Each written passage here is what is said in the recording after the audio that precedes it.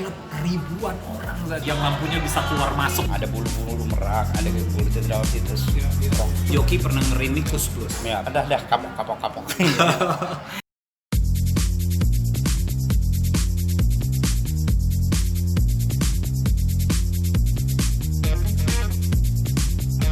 Nah, hari ini saya ketemu sama seorang DJ yang saya sangat kagumin sekali nih. Dia adalah seorang juara DJ se-Indonesia tahun 86 dan juara Asia Tenggara tahun 87. Beliau adalah DJ Joki Saputra. Hai bro. Hai bro. Ya, Joki, ini saya bawa temen untuk ketemu sama Joki dan dari tadi saya cerita nih kalau Joki ini orang yang sangat rendah hati, sangat baik sekali. Pertama kali saya ketemu sama Joki, itu saya baru-baru mulai jadi DJ dan kemudian finalnya lomba DJ se-Jakarta ada DJ Tommy Fans juara saat itu. Itu kalau nggak salah tahun 88 Jok. Yeah. Tiba-tiba ada DJ Alice samperin saya katanya Kiting lu dipanggil sama Joki Saputra. Wih, saya bilang saya kaget juga seorang juara ASEAN panggil Kiting. Nah Joki, saya hari ini mau ngobrol-ngobrol tentang masa-masa keemasannya 80s, 90s. Joki kan juara DJ dan saya tahu pasti ada persiapan ataupun segala hal kenangan saat lomba DJ. Joki bisa share nggak Jok sama teman-teman kira-kira gimana persiapan Joki ikut lomba DJ? Pertama mulai sebelum ikut lomba itu ada jam session DJ Indonesia di Surabaya, cuman sekedar tampil aja karena saat itu kita masih paling newcomer lah, jadi saya tapi ikut tampil gitu, ditampilkan cuman acara ini aja, apa istilahnya itu kayak waktu itu ya kita nyebutnya festival aja ya. Dari situ terus kita mulai berkenalan dengan DJ itu senior itu, terus mulai diinfoin bakal ada lomba DJ se-Indonesia gitu. Ya udah saya ikut, terus disupport full sama Mas Suryo ya waktu itu ya, ownernya disco yang di Bali itu. Saya kerja di sana, diantarin sampai ke Jakarta. Terus saya punya teman desainer juga untuk kostum kayak gitu. Jadi di tahun 86 itu saya ikut lomba pertama kali se Indonesia. Ya alhamdulillah berhasil kan, juara satu. Terus kemudian akan ditampilkan untuk ke ASEAN karena tahun 87-nya se ASEAN. Jadi ya udah kita persiapan lagi 87 bareng sama Ijul, bareng sama Stephen Fu, sama Oli Tanjung. Iya. Oli sama Stephen, saya Ijul, iya berempat kita. Teman-teman, aku sambil makan ya karena sayang yogurtnya kalau nggak meleleh. Jadi kita memang saat ini suasananya santai banget nih. Joki juga sambil minum kopi, makan donat ya. Terus setelah itu gimana? Setelah dikirim ASEAN Jok gimana Jok? Saya bawa unsur Balinya itu sangat kental ya, dia membawa nuansa rock dan style kostumnya itu kan style bule gitu. Kebetulan desainernya itu teman saya orang Australia itu, dia desainin khusus kostum untuk ASEAN waktu itu. Ada bulu-bulu merak, ada bulu cendrawasih, terus rock gitu ya, pakai wah banyak pokoknya rock abis deh gitu. Terus lagu-lagunya juga diaturin sama Mas Suryo, itu beda banget gitu sama anak-anak Jakarta mainin gitu. Yang waktu Joki main drum itu di lomba apa ya? Itu ASEAN apa Indonesia? ASEAN juga main perkusi karena memang di hari-harinya itu saya di Bali waktu itu saya pasang alat perkusi, mulai dari perkusi yang akustik sampai drum machine. Kamu memang bisa main drum juga? Iya, dulu di SMP, SD saya drummer. Pegang drum. Ikut di band sekolah ya. Setelah ikut juara, ya udah kita semakin dikenal kan, banyak diundang gitu ke kota-kota Medan, Bandung, Surabaya, mulai dari Jawa sampai pokoknya semua kota-kota besar di Indonesia lah kita saat itu ya. Joki keliling ya. Jadi biasa lah kalau udah lagi juara kayak gitu kan biasanya diboyong tuh keliling-keliling tuh di besar. Dan saat itu rekaman kaset juga sangat kuat sekali ya. DJ selalu diundang untuk rekaman kaset betul. di major label gitu ya Jok ya. Jadi untuk juara-juara yang berhasil se-ASEAN waktu itu kita dikontrak sama Blackboard Record ya. Terus yang waktu juara Indonesia itu kontraknya dengan Billboard. Kalau juara Bulletin. Bulletin Billboard. Setelah itu mulai demen nge-remix lagu. Setelah show itu saya memang mulai tertarik ke dunia rekaman itu gara-garanya juga dapat mulai kontrak dengan label itu, major label, mulai remix lagu Indonesia. Sebelum bicara remix lagu Indonesia nih Jok, keputusan apa yang Joki ambil keputusan dari Bali tiba-tiba hijrah ke Jakarta dan menetap di Jakarta? Saya ingat pertama kali di Jakarta Joki kerja di Klimaks ya? Atau apa? Bener nggak itu Jakarta? Iya benar, Jakarta Klimaks dulu. Klimaks dulu ya, pertama kali the first stop in Jakarta. Jadi pertama kali pergi dari Bali itu saya ke Studio I Surabaya. Studio Surabaya dulu, dari Ya. Bali ke SE Surabaya. Ya, Studio Surabaya 3 bulan, terus coba lagi ke Studio Is Bandung. Bandung, sempat juga SE Di Bandung. Bandung terus baru mulai Jakarta. Itu kita juga karena ada penawaran dari Klimaks gitu. Habis ke situ saya joki pindah, saya masuk tuh Jok di Klimaks Jok waktu itu. Iya ya. Saya Dari dapat sana. penawaran tuh dari Ebony sama temen saya kan manajer di sana Pak Deden. Oh, Ebony saat itu kan klub paling eksklusif ya di masuk. selatan ya. Keren banget ya waktu itu ya. Kapasitas diskonya di Ebony berapa besar ya waktu itu? Seribuan lah. Seribuan ya? Bisa bayangin nggak? Klub ribuan orang saat itu. Ya Sabtu penuh tuh Jok ya. Waduh, Sunday Club sama Saturday Club. Apa yang bikin Joki bisa rasa tiba-tiba udah coba dari Bali ke Surabaya, Surabaya ke Bandung, Bandung ke Jakarta, tapi akhirnya sampai Joki firm, gue mau di Jakarta aja. Dan apa yang bikin seorang Joki Saputra yang juara Indonesia, juara Asia Tenggara, tiba-tiba Joki? Karena lebih mapan, terus persaingan saat itu kan memang nggak besar. Mencoba tantangan di Jakarta. Kalau di Bali kan saya sudah bertahun-tahun di sana gitu, jadi ada tantangan lagi gitu. Di Jakarta saya pengen pegang, kebetulan penawarannya pegang di klub yang besar, Ebony Videotik, karena kan saat itu memang yang paling ngetren klub dengan memainkan videotik gitu. Gimana sih disebut videotik, Jok? Biar teman-teman kita di luar sana tahu Ebony Videotik, apa maksud videotik gitu, Jok? Videotik itu jadi memang memainkan lagu-lagu yang pakai alat kontrol video mix juga. Saat itu memang kita pakainya video apa itu VHS gitu. Itu di mix, jadi lagu-lagunya ada dari situ terus dimainkan, ada alat mixernya sendiri gede gitu. Jadi tahun 88, 89, tahun 90 sudah ada Udah ada videotik. video. Jadi ditampilkan gambarnya DJ main gitu. Iya, gitu. Jadi lagunya dibunyikan, visualnya ada, makanya itu videotik Ebony itu kita kayak layar widescreen gitu kan di stage di samping situ tuh memang itu yang membedakan gitu. 7 tahun lebih kan saya di Ebony, baru mulai hijrah lagi, pindah lagi ke Highlight. Oh sempat di Highlight juga, Ya. itu juga satu klub yang besar sekali tuh. Highlight kayaknya 10.000 orang bisa masuk nggak sih? Gede banget Iya, tuh. iya. 10.000 orang itu hall yang gede banget. Kalau kita lihat DJ-nya kecil gitu ya, kecil banget di ujung sana, kecil banget gitu. Terus dari Highlight mana Jok? Freelance. Freelance ya? Ya. Jok, kalau bicara masa kemasan 80-90 Jok, dulu kan handphone belum ada, media sosial juga belum ada, tahun 90 pun belum ada media sosial. Masih. Ya. Tapi saya ingat DJ pertama yang waktu itu tiba-tiba tanpa terduga telepon saya, ajak saya ke Bandung, dan saya sempet naik mobil Mazda Astinanya Joki yang lampunya bisa keluar masuk. Ya, Joki sudah punya loh, itu sebuah telepon mobil Carphone. Dan ketika sampai hotel yang pertama kali dicopot adalah Carphone.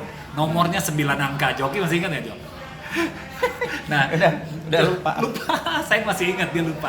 Jok, itu gimana ceritanya Joki bisa punya Carphone atau semangat apa gitu? Karena saat itu saya ngiri loh Jok, dalam arti positif ya. Saya ngiri loh, Iya. Joki bisa punya Carphone gitu. Dan gimana Joki bisa kepikiran punya Carphone dan apa alat itu membantu buat pekerjaan Joki?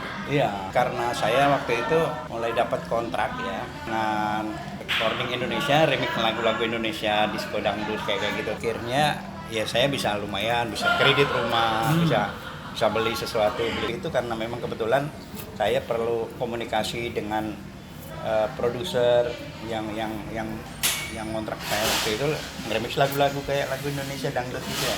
Gantengnya pacarku, ya kayak gitu tuh. Anis Marcella, Nini Carlina kayak gitu kan dulu tuh kita sudah kayak diikat kontrak sama Pak Hadi waktu itu kan. Terus kemudian ada penawaran juga kan waktu itu kita buka sekolah DJ juga ya Di Glodok. Blackboard Studio Master Ya, School ya. BSMS. tuh. Terima kasih juga. Ini Joki yang pertama kali ngundang saya untuk jadi asisten instruktur. Kalau teman-teman tahu di sana juara-juara semua ya Joki ya. Iya. Joki Saputra itu juara ASEAN, ada Tom Ivan juara 1 Indonesia, Adam Jagwani. Adam Jagwani Ya. saat itu juga top banget. Oli Tanjung, Stephen Fu. Jadi bisa bayangkan nggak?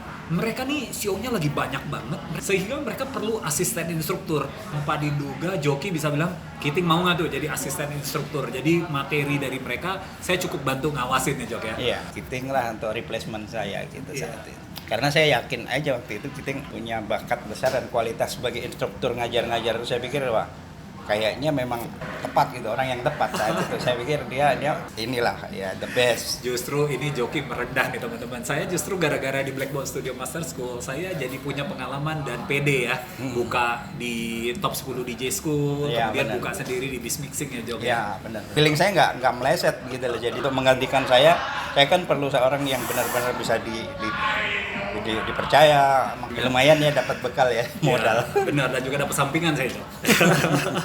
Nah Joki, itu kan Joki ternyata bisa sukses juga selain jadi DJ di klub, tapi juga diikat dalam arti pekerjaan dari label-label recording. Ya.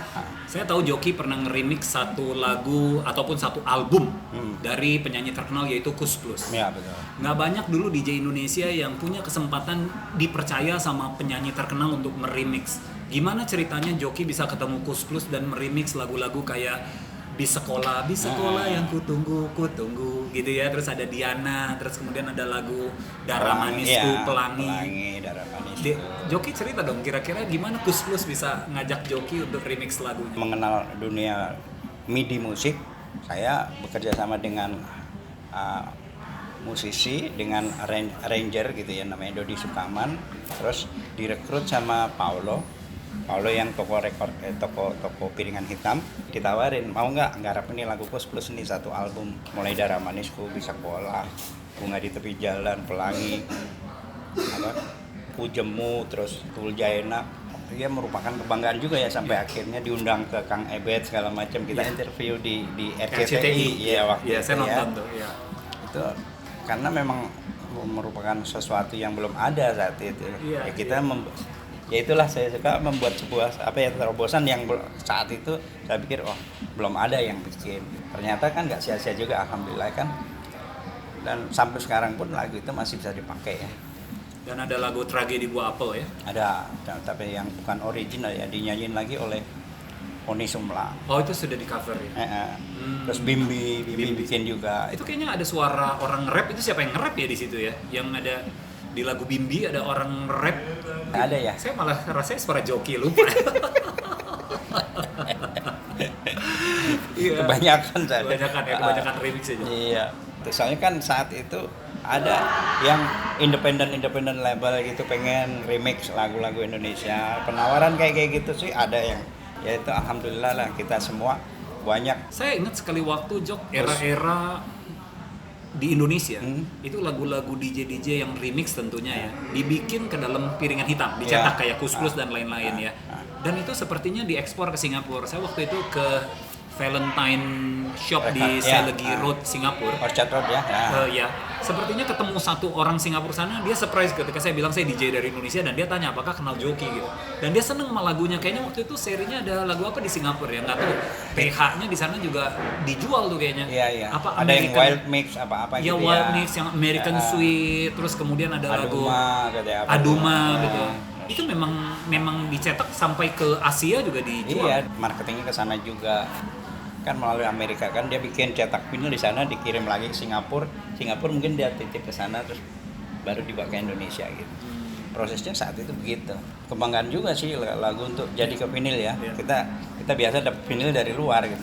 Jadi kita dengerin lagu kita sendiri gitu. Karena waktu itu kita belum computerized ya. Kita benar-benar manual kan, pakai tape reel, pakai rekaman itu benar-benar pakai multi reel itu yang Open reel reel. Tahu nggak tape reel? Tape reel itu satu lagu tapi masih pakai pita gede gitu. Jadi namanya kita sebutnya ya segini ya itu ya. Iya, bisa 16 track gitu ya. Ya, kita diputer gitu. ambil taknya tuh diputer ya. Orang bilang apa open reel itu ya. Open reel ya. Multi track. Iya, luar biasa. Dan Joki, saya ingat Joki juga kita ke Medan waktu itu. Di Medan di Dynasty ada ketemu Tri Utami. Dan waktu itu kan yang tadi kita sebut ya berapa kali ya, nggak ada media sosial, belum tentu orang bisa lihat muka Joki dan lain-lain dengan mudahnya gitu. Di depan check-in Joki lagi pakai tali sepatu, orang lewat terus tiba-tiba orang bisa berhenti, orang bisa nengok. Dan tiba-tiba dia tersentak, dia bisa panggil Joki gitu. Dan di maskapai penerbangan pramugari pun lagi dorong-dorong kereta atau apa, dia tiba-tiba bisa nengok, bisa tegur Joki gitu. Nah, gimana Joki dan sampai saat hari ini juga terbukti waktu sudah begitu lama, puluhan tahun, mungkin that was 30 years Iya, ago ya, 30 atau tahun. more than 30 years ya, saya aja udah 30-an tahun Iya. gitu. Joki masih eksis loh sampai sekarang. Teman-teman masih bisa lihat di media sosial, di Facebook, di mana Joki Saputra, kamu masih bisa lihat karya-karya Joki Saputra gitu. Saya percaya ada kiat khusus. Joki bisa bercerita nggak kiatnya gimana? Saya percaya pasti manusia ada naik dan turun, tapi Joki bisa terus, kalau turun pun bisa kembali mengangkat, bisa naik lagi. Gimana aja? Konsistensi ya, karena kalau musik sudah di darah daging itu buat saya ya memang sudah aset utama. Jadi sampai masa tua pun selama musik itu masih ada, kayaknya memang nggak bakalan hilang gitu. Dua, eksistensinya karena saat memang yang terbaik di situ. Ya semoga aja karya-karya gitu masih ada terus. Menjadi Ya. sebuah warisan juga buat anak cucu Joki juga tahu bahwa ini opa, ini papanya punya karya ya. Iya. Joki, ada peristiwa apa yang paling berkesan di 80-90 yang lucu, yang mungkin yang tidak terlupakan, yang mungkin memalukan, atau mungkin ada sesuatu yang sepertinya Joki kepengen berbagi gitu, pengen ceritain kepada kita-kita aja. Dalam hidup itu prinsip itu saya selalu berhati-hati atau nggak ceroboh gitu. Jadi kalau pengalaman yang nggak enak gitu. Paling waktu masih di Bali dulu tuh saya pertama kali mengenal minum gitu ya.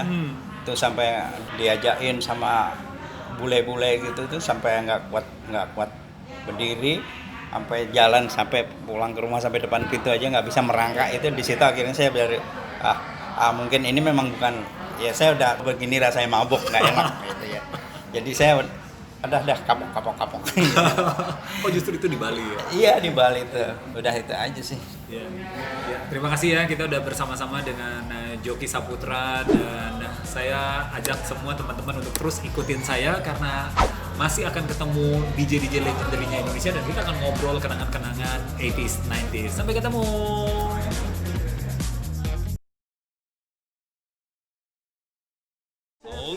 Story about a girl called BBC was cute, nice, and fancy. Ran away from her own town and her family.